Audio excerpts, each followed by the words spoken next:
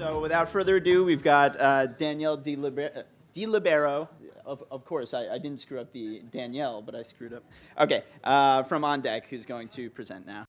So thanks for having me. I am from OnDeck.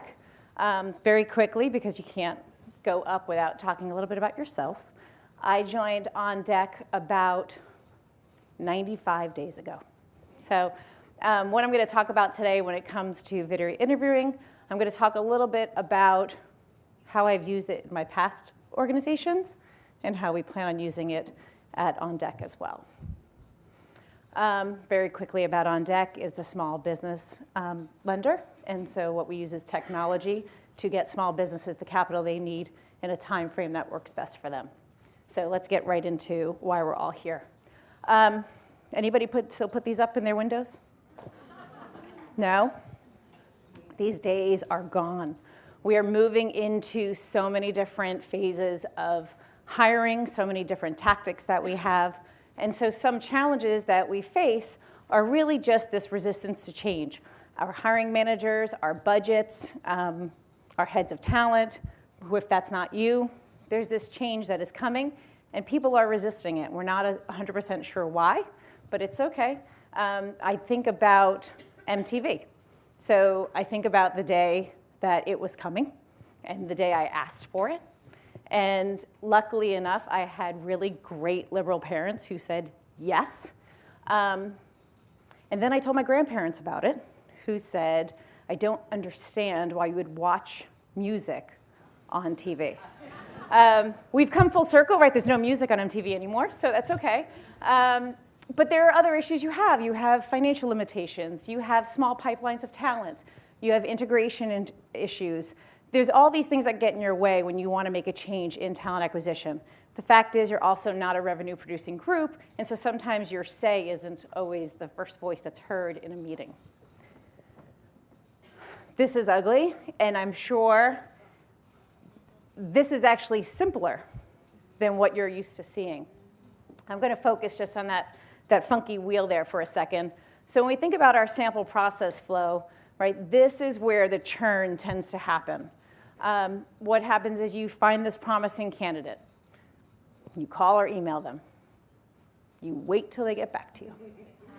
You schedule that phone screen. You wait. You conduct that phone screen. You call or email the candidate. You wait for all the results. You send it to the hiring manager, and so on and so forth. This is a light rec load, right? If you have five, at the minimum, you have 5 candidates in your process at one time, and we all know you probably have 25. This starts to get very cumbersome and very ugly very quickly. Now, you know this is going on, but your hiring managers just assume you have 1 rec and 1 great candidate who's waiting to be hired. And so how do you sort of get through this madness? I know you've all read the Wall Street Journal article that some of the top banks are starting to use video interviewing. And so there's a part of me that wanted to say, finally, we've been using it for quite a bit. And then there's a part of me that said, thank God, because it's getting a lot of the attention now to different technologies that are becoming commonplace and a little bit more mainstream. So I was glad to hear that some of our friends down on Wall Street are starting to use video interviewing. So what is video interviewing? It's not this. Years ago, any of you who've been campus recruiters, there was this big push to say we should have video interviews for kids who can't fly to and from your site, or you can't get a hiring manager out. Some of the smaller regional schools who couldn't get big companies to come to their locations used to schedule up an interview space and ask companies to sponsor these rooms and pay for a lot of equipment. And so it's different now. And let me see if I could do this.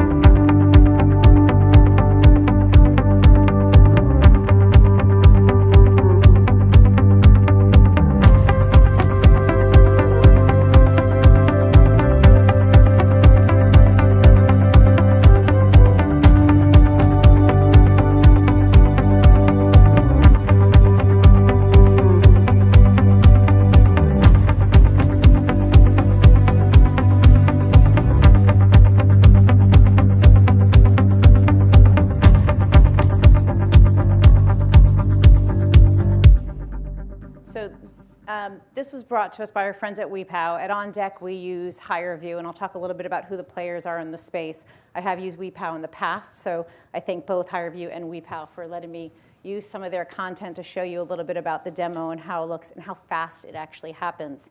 The trends are pretty consistent here of seeing what's going on. We use video interviewing now in a way that we've always used it. How many of you do Skype interviews when someone can't fly? Great. How do you measure the results of your Skype interviews? No, huh? Okay. Google Hangouts? Analytics on all of those when you get done? No. No credit to the recruiter for doing any of that, huh? Okay, so we use what we have. I've FaceTimed a candidate in Australia. So, it works. Here's my phone number, call me. We use what we can, but the fact is there are tools that are out there for us to use that help us measure what we're doing and help us understand our efficiencies, help us integrate with our processes. That way we have all of these different types of trends. We have consistency.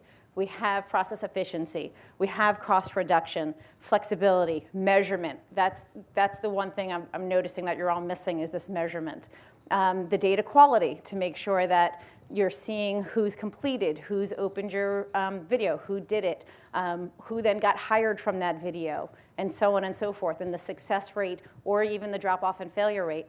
The hiring manager becomes a partner. Now it's not just I phone screened somebody, you should meet them. It's look at this video, this is why I said yes, and the manager can see that. Has anybody ever gotten a great resume or had a great phone screen with somebody and a totally different person showed up for the interview? Right, and you're like, I swear they were great on the phone. And you're standing there looking at your hiring, and they come out with a resume like, who invited this person in? And you're like, I swear they were a different person. And I think because there's so much now where people can have their resumes written for them. It's not even their own words anymore. It's not even their own ways of saying what they did. And so then when they truly are able to showcase who they are, all of a sudden somebody different shows up. Now sometimes it's on the benefit for us. The resume, not so great. But that is the candidate that usually says, if I could only get in front of you, if I could only let you see me or meet me, you would see how passionate I am, how much I love your company, how much potential I have, how excited I am. When you start having the reverse, we always kind of fall to the negative, but when you think about the positive, it's going to open the door for a candidate who maybe didn't write the best resume for you and now has the best way to showcase who they are. Excuse me. So it's not really new. It's new in the press, but it's not really new. It's been around. Like I said, many of us have been using it in different ways. We've been using Skype and Google Hangouts and even FaceTime. But so many are using it in real time, and so many now are using it in pre-recorded. 71, I know you can all read this, so I hate to run through it, but 71% of the companies already use real-time video interviewing, and I think that's where that comes in to say, we're doing Skype interviews, we're having these one-on-ones. It's so much better than just being on the phone. Let's put a face to the name. 50% who use it can narrow their candidate pool. Recruiters can conduct about 20 video screens in a time that it takes one interview. And I'll talk a little bit about how I use this specifically just for college interviewing.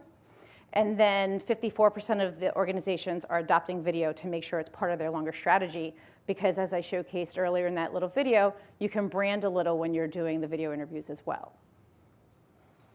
So who are the players? As I mentioned, at OnDeck, we use HireVue and many of the different functions that we have through HireVue. And then WePow is an organization I've used in the past as well, which I was happy that they were also grateful enough to be on this deck with me. But there are more out there. I feel like as soon as I make this deck, a new player pops up in the game. So for those of you who work at a video interviewing platform who are here today, and I don't have you listed, I apologize. Come see me, and I'll happily add another post-it note up here. So how does it work? We're back to this craziness again.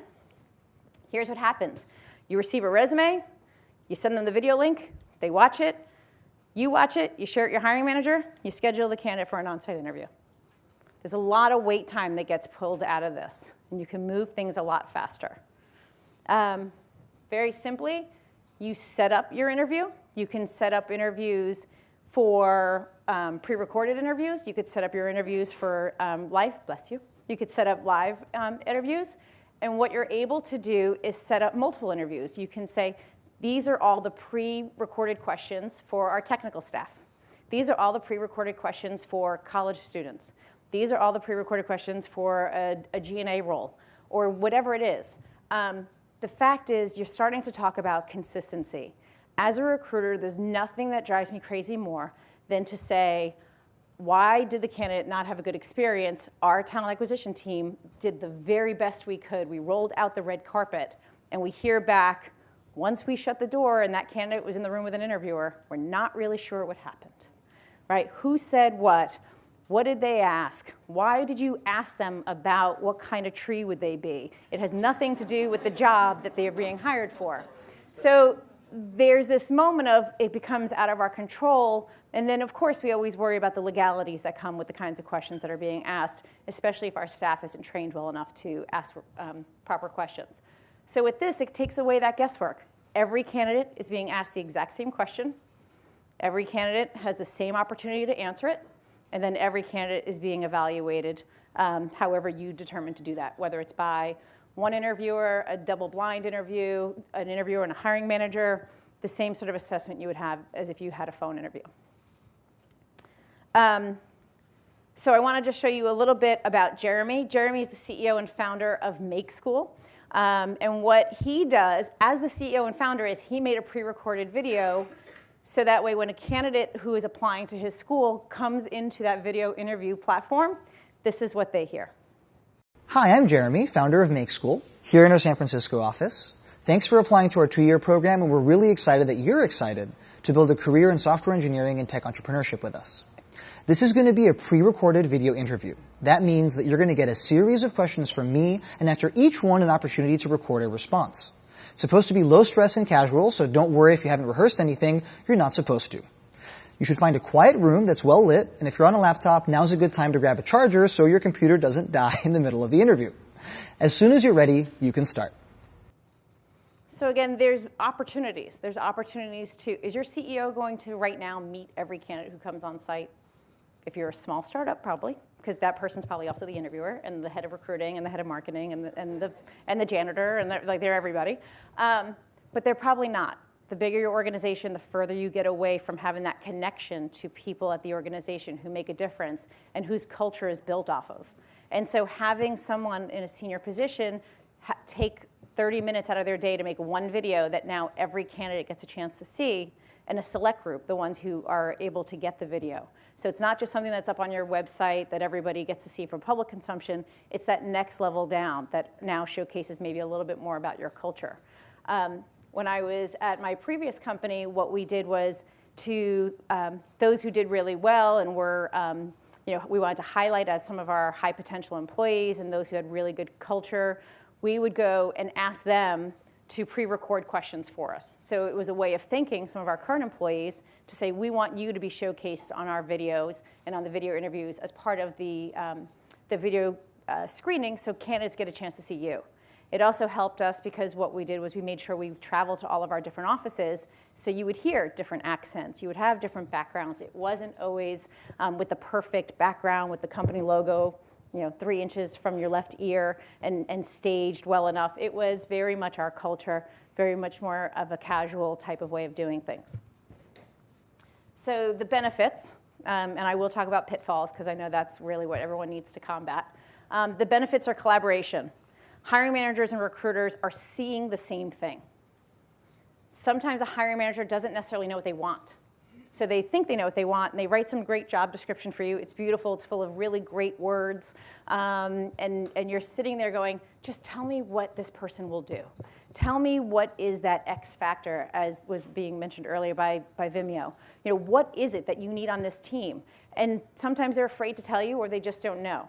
So when you watch these videos together, you start to see how your hiring managers are assessing, without then sort of wasting that time of having a candidate come in or you continuing to phone screen and not really getting the truth back and forth about why people aren't making it to that next round. Simplifying the process, as I showed earlier, that grind, you take out some of those emails, you take out some of those phone calls, you take out that scheduling in different time zones that tend to be hurdles for many of us. Again, I talked earlier about I use this primarily for college recruiting. That's a lot of people who are applying for one job, right? That's bulk interviewing. Have you ever tried to schedule a phone screen with a college student? I get a lot of like, dude, there's someone on the phone for you. Like that wouldn't happen when there were landlines, so that's a few years ago. Now I get a lot of like, I'm in the quad, can I talk to you? I'm still walking, so you hear a lot of background noise. Can you text me a better time? That's sort of the newest one I'm getting. So when you think about college students, they're not always ready to have a conversation between 9 and 5 or 8 and 6 or 7 and 7. They need to be in class. They're at school to study and get their work done. Sometimes it's a lot easier for them to just do this video at 3 in the morning when they're actually awake and after their third Red Bull or after their whatever it is they're having at 3 in the morning. It helps with that candidate experience. The candidate has the opportunity to interview for a company, whether they make it to that next round or not. So you are allowing them to see a little bit of the inside. You give the opportunity for them to interview. And then, of course, we have the idea of simplifying the process also enhances the candidate experience as well. A candidate now says, I'm able to do this at 3 in the morning or at 6 in the morning or 2 in the afternoon or in that 15-minute break I had between classes when you as a recruiter weren't available.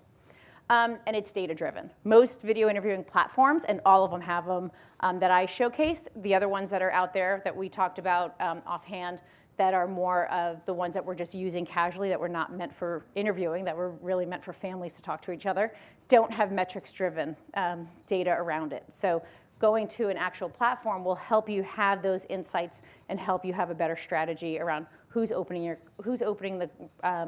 the link, who's clicking through it, who's finishing it, how did they like it, how are they doing, how many people pass through.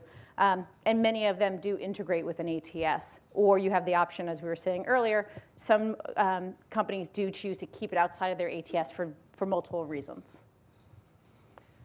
There are pitfalls. There are always pitfalls with any new technology or any organization who needs to adopt something new. There are candidates who will self-select out. This is not for me, kind of creeps me out a little. I just want to talk to somebody. Please don't have me do this video. Here's the thing. At OnDeck, we are video conferencing with other offices all day long. If you're not comfortable talking to a camera and using technology, then you're probably actually not a good fit for our organization. And so if you're going to self-select out at this point, that's actually probably better for us. And so again, video interviewing doesn't work for every organization, so think about what your company looks like, what the culture is at your organization, how your workflow happens on a day-to-day. But that's what you want to think about. For us, sometimes a self-select out is a positive thing. Is that me? Okay. I was like, here come video, kill it. Okay. It's a candidate walking across yes. the quad. Yes. It's usually like a fire truck in the background. And so like any new tool, right, you got to convince a bunch of stakeholders that it's worth doing. You know, you asked for something else last year. Now why is this the next best thing? Why do you need this? Think about it. If it really is going to work for your candidate population, it might be the right way to do it. Now, data will help you. Any partner or vendor that you choose to go with will help you tell that story to your stakeholders. Utilize those partners, utilize their case studies, utilize their relationship to help you tell that story to your stakeholders. It's always good if you know 1 or 2 people, either in the finance department. I know yesterday we were talking that sometimes recruiting and finance don't get along so well. Make a friend in finance. The other thing I would say is find people in the organization who are decision makers or influencers who are really excited about this. Let them start socializing it as well. Let them start piloting it and let them start telling the story as well with you and not necessarily just for you. The candidate experience can be a pitfall too. I know I had it on the green and positive side, but it can be a pitfall. Again, if you take the time to complete the interview on a video, that is almost like an on-site. So there's a higher touch there. So candidates who go through this now sometimes expect a higher touch response or a faster response, or at least not the canned email of a rejection email. They now said, well, I took the time to fill out a video. I would like maybe a phone call to tell me why or provide more feedback. So again, be prepared for that and know your candidates. Maybe they don't, but some candidates do. There's always this thought of discrimination fears, and I put this on here not because I actually think it's a pitfall, but because a lot of times that's the first thing someone says to me is like, well, now that you've seen them, is that why you turned them down? Well, you're going to come in eventually anyway, right? And so are you going to come in and be turned down at the on-site, or are you going to come in and be turned down during the video? Do I think, of course, anyone should ever be turned down for the way that they look or discrimination? Absolutely not. But we're HR professionals, we're talent acquisition professionals, we've been trained and we know. But when it comes to now other people doing screens, this becomes a question and a concern. So what I've done in the past and what I've done, what we'll be doing at OnDeck going forward is we do 2 double-blind interviews. So one person watches and assesses, and then another person watches and assesses, and we look for that calibration. That helps us make sure that we're not hiring in our likeness, we're not doing some halo effect, we're not having the horn effect, we're making sure that we're hiring and inviting in those who have the right skill sets and qualifications. It also gets very close to the culture interview. You're starting to look for additional things in those videos that maybe you're not able to assess on the phone. I have a lot of stories. I watch a lot of videos, so if you guys want stories, I'll tell you during the break. How do candidates feel? What's great about having a platform versus using some of the other live ones that you all tend to be using is that you don't know. You hang up, and it's gone. Any of these video interview platforms that I mentioned earlier, at the end, ask the candidate, how was it? How'd it go? What did you think of it? Would you do it again? So getting these responses really helps the candidates are feeling good or excellent about the video interview. You get metrics. You're able to see how many people did you send it to? How many people opened your link? How many people completed it? Where was the drop-off? How many came back? How long did the average time take? Who's now if you integrate it to your ATS, who's moved through your process? What's your quality of candidate? Not quantity, but where's quality? Who's moved through your process? Here's some things to think about. Who's going to use it? If this does not work for your company, do not buy another tool. If this does not work for your candidate population, do not buy this tool. There are lots of other tools out there that you can use, but only you know your candidate population and know your managers and how they'll respond to this. So really think about that. But if you are using something, you might as well be measuring it. So again, we talked about who's excited about tech. Find those people. Get them on board. Get them excited. See if you can pilot a group. At the end of 2011, I started using video interviewing just for university relations. I had worked at an organization where majority of the workforce were PhD academics, scientists, and I was told, this will never work. There's no way I'm going to get a PhD from Stanford to do a video interview. They want to come and meet somebody and have a conversation about their research and their publications and what they've been working on. And I said, okay, what about 20-year-olds? Right? We have a new college grad program. Would they use it? And it was, I don't know, let's see. So we moved to let's get people excited. Maybe it's not who internally is excited about technology, but who externally are you hiring that's excited about technology? I'm sure we've had lots of conversations this week about trying to attract technologists. How do we hire technologists? We're kind of talking about, do we write better in-mails? Do we meet them at different meetups? What are we doing different? If a technologist was offered the ability to interview you using technology versus having to get you on the phone or scheduling time to come in, this might excite them. I don't know. I'm not sure 100% what your company offers, but this might excite them. So again, who's excited about using the technology? Who are your candidates, as we talked about? And then who's going to use the tool? So with that metrics, all the metrics that you receive, the question then becomes, what's the additional functionality that you can now push out using the tool? So there's a very basic function that we talked about, is that I schedule an interview, I meet you online at a certain time, and we talk live. The next one is I pre-record interviews, I send you the link, feel free to fill it out whenever you get a chance. The other ways, and that works for your Skypes and so on, but the other thing is, once you have a platform like this, can you start to get innovative? Can you start to really think of different ways to use the same tool you have? So one of the things that's, and this is from, and again, thanks to WePal for this one, they were able to offer me, this is how some of their clients are using the tool outside of video interviewing. I would love to tell you that in addition to this, I've used it for training.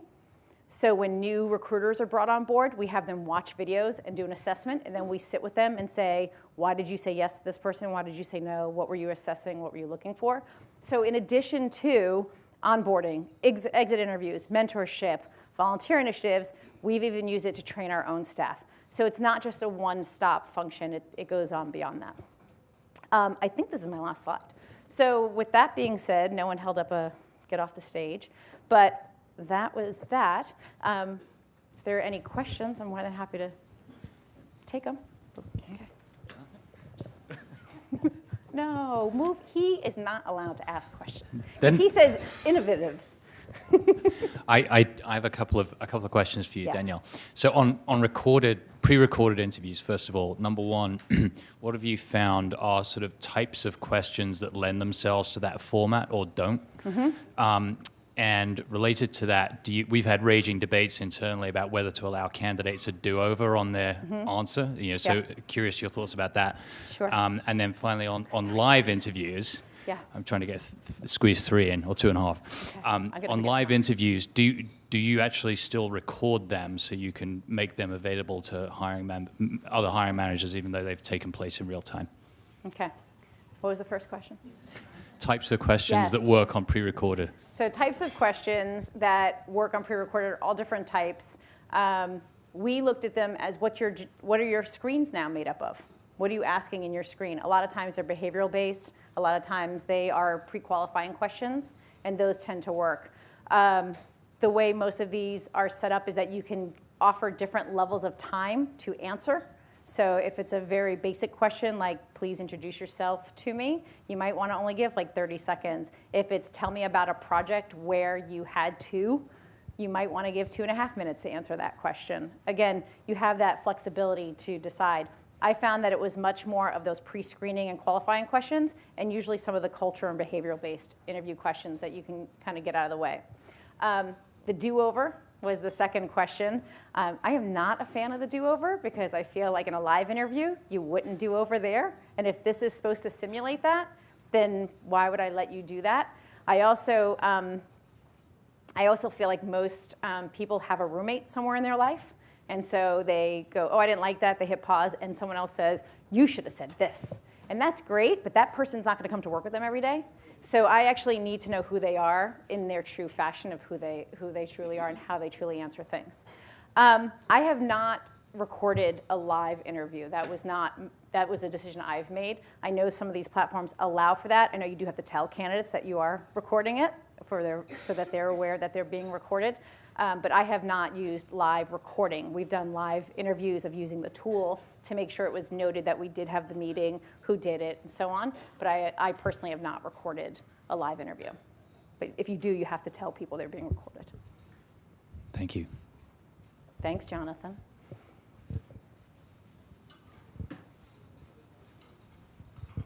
Hi, Gabby Clare from W2O Group.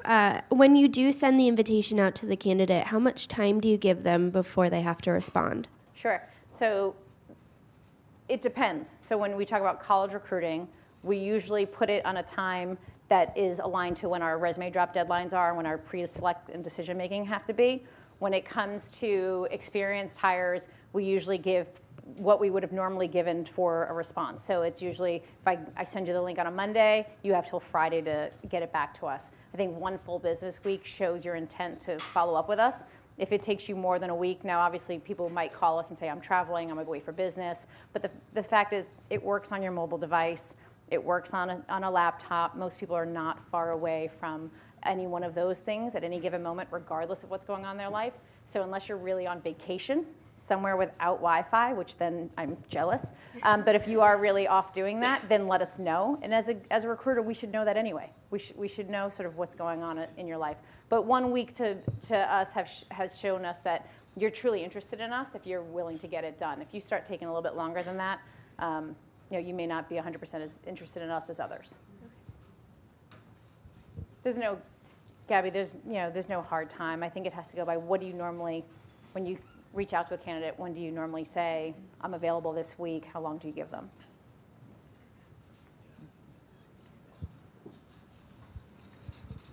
Hi, Olga Mansoni, TC Transcontinental Packaging. Just a quick question, because it's obviously an easier sell when you can show that a tool is multifunctional. So you mentioned mentorship program. How do you use it for mentorship programs? So in mentorship, it usually works where we are able to offer mentors in different offices and then have some pre-recorded information in there as well. We'll use it for some of the training and development, and then have the mentor sit and use it with the new hire or someone who's coming through the ranks with them. And so it allows them to see what's going on without maybe HR in the room or having to have them meet face-to-face every time they have those conversations. So you can use the live one, or sometimes it allows for the pre-recorded, here's some of the things I wanted to touch base with you on the next time we meet. Do you want to sort of answer these? And when we meet next, I can talk to you. So mentorship/coaching. And however, you need to use it. I guess this is just some examples. I think everybody starts to find new, intriguing ways, and hopefully you'll share back with me so I can introduce them as well. Hi, Catherine Wydell from Mindshare. So my biggest kind of worry about this is a lot of time, especially with entry-level recruiting, you get to the hiring manager and they're like, well, at first, they were really nervous, and then they finally warmed up and they were great. So when you don't have that kind of human interaction and people to pick up the body language or their cues, what about those nervous interviewers that then kind of are just nervous the whole time, they haven't talked to anybody, and then, disqualifying them for that? Right. So there's a fine line between being nervous and the quality of your answer. So, how much you take body language into consideration when you're listening to the interview. Are you able to just sort of, if you had to type it out and listen to the quality of their answer, is it a quality answer? That's up to how you screen. So that's why we have been doing double blind to say, you're looking for judgment. Did you, and again, here's where the stories come in. I have been in awe and amazement by where people tend to think it's okay to do their video interviews. I have had, open closets behind people's heads. I've had people walking around the room while they're doing it. Again, in the middle of the quad, and you just can't believe they chose this location. So there's that moment where maybe I was assessing for judgment, the ability to, make proper decisions, and the seriousness of how they were taking this interview. Their body language as well, what they decided to wear, and again, their seriousness to applying to us. And then there are others who, just like in any other interview, start to really dig deep into what was the quality of their answer, what was the context of it, and how do we assess that.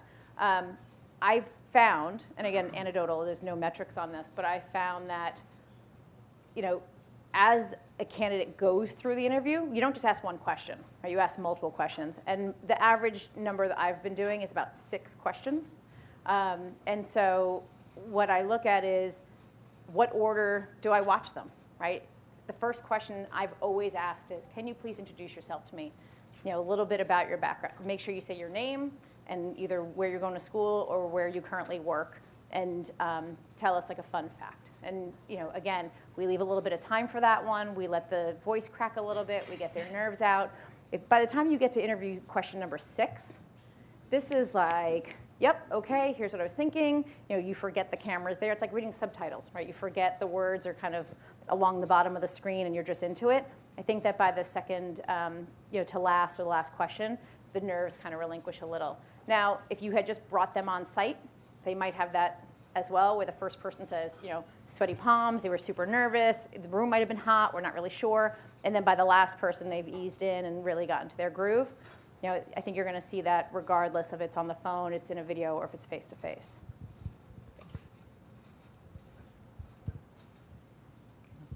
From a compliance standpoint, Rashmi from Quidsi. Ooh. Well, from a compliance standpoint, is this, are there concerns? I know OnDeck probably would, did you have to worry about just, the legal compliance, like OFCCP and so on, or that was not really an issue for you guys? For when we have it, it's linked into it. We use Greenhouse as well, so we use HireView, and it is compatible to Greenhouse, so we know who's had a video interview. If anything, it has made us feel better to showcase that we have consistency in the questions that we're asking versus having someone just do a Skype interview with someone and us not exactly know what was asked during that conversation. Great, thanks. The other question is, is there capability to transcribe these interviews? I know you mentioned you have like the double blind. Have you tried just, transcribing these? I have not. Okay. No. Just curious. No, I have not. But that would probably be a great feature to send into all these platforms to say, I would love to be able to read the transcript. Right. So that way it, it really takes away the ability Right, to any have biases, but I was curious. Yeah, thank you. No, I have not transcribed. HireView can do that. Great. Thank you. Hi, Catherine Smith from Sony Music. I have a quick question. So our applicant tracking system right now lets us do the video tool, but it's one question. So you had mentioned there's multiple questions. Is it the time period that you give them, it jumps into the next question, or do they have to click through each of the questions? No, so when you send a link to say this is the video, this is for pre-recorded. So just to be clear, very different than the live interview. So for a pre-recorded interview, you create, as we showed earlier, you create an interview for a specific job. So say you're looking for a senior accountant, and you say, these are the kinds of questions I would ask. Maybe you have 4 questions, maybe you have 10 questions. What happens is there's an intro video that the candidate receives. It's a branding video. It's a little bit about your organization. It gives a little bit of instruction about what's going to happen and what to expect. It allows the candidate to test their equipment, make sure you can hear yourself, can you see yourself, is your microphone working? And then there's a test question that they can run through to say, okay, this worked and I'm ready to go. They click, I'm ready to start, and from there, it feeds right through the question from question to question. I believe most of the platforms, I can only speak for the 2, is that there's a timer that sort of just goes in between the questions that says, okay, you have like 4 seconds to get ready, the next question's coming, and it automatically turns on to the next question. So it does simulate a real, as close as possible to a live interview. Thank you. Just very quickly, I know I'm coming up on time, but the one question I tend to get a lot when we talk about video interviewing at recruiting functions is that some candidates, the biggest feedback they get is that they send back is that they didn't have an opportunity to ask questions of us in a pre-recorded interview. And so I don't want to say like this is the perfect solution to everything. There's always going to be pitfalls to it. And so from candidate standpoints, they sometimes say, it was great, I got to answer everything and no one interrupted me in my responses, but then I had all these questions and no one was able to answer them for me. And so I think that's why it's so important to make sure that when you have the ability to make a video as part of your brand in there, or to have some other additional information, or again with the feedback that helps, a higher touch feedback. You can't just send an email. You have to maybe call some of these candidates, let them know. That's what they're going to be looking for, is to say, I wasn't able to ask questions, I had follow-up questions. I think this is our last question. I got the hook. Hi, it's Amanda from Anthropology. Quick question, how do you disposition? Like, what have you found has been the best way to do it? I mean, I'm sure it's going to depend on type of organization and how you do it in your process anyway, but obviously since they have put in the time, what do you kind of recommend, or what have you seen been an okay way to disposition candidates? So honestly, Samantha, it depends on the role. With a university relations, we say in advance, everyone has the opportunity to interview with us. We will be reaching out on to the next round, and anyone else, we will at least send you an email saying that we're not moving forward. So we've already set expectations that it will be an email just because of the quantity and the volume. When it comes to some of our other roles, we have picked up the phone and said to anyone who's completed it. Now, there's a part in your decision-making, in your process, in that wheel of when do I even send the video? So Vimeo sends a take-home test in between the recruiter and the hiring manager. This is maybe like your take-home test. And so or maybe you move it later. So you have the screen with me, and now you ask what the hiring manager would have been asking, and then only send the results there because your hiring manager is not available to take calls. So it doesn't always have to replace the phone screen. I think it's important to just say, where is it that we have a lot of wait time, and where can we reduce that, and how can this help us? And that doesn't always happen at the phone screen with the recruiter. It could happen at a conversation with the hiring manager, or maybe it's the tech test and the coding challenge, maybe that's when you want to have that live conversation instead of having somebody come in for that. This is where you want to start thinking about where's the churn on your team and in your process where things get hung up. I think we can do one more, all the way over there. Okay, we have to wait for them. Thank you. By day 2, we all finally remember to say, like, please wait for the mic. I'm just curious to know roughly how many of these you're doing a week in your own To watch company. How Yeah. many interviews you're conducting video interviews. by this process? Yes. So I can't tell you what we're doing at OnDeck because I just joined in April, so I can't go through those metrics with you. But at my previous organization, every rec was different. It fell in our process differently, so we could have 5 emails that were sent that week, or we could have had 500 sent that week. It depended. The nice thing is all of these platforms allow you to watch the responses at your own time as well. So I don't have to watch the responses at a preset time. I watch them when reality TV is on TV. So it's much easier for me to not watch that because this is actually reality TV. So I will sit at night and be able to watch them then. It's a lot easier to go through it there. Or I do it in my office in the morning, or I pick and choose when I want to watch them and then move them on. So again, it's not that I have to schedule time to have the call and to do that. It's now more of they've answered it on their time, I'm answering it on my time and watching them and assessing on my time. Okay? Well, thank you, everyone. I appreciate it.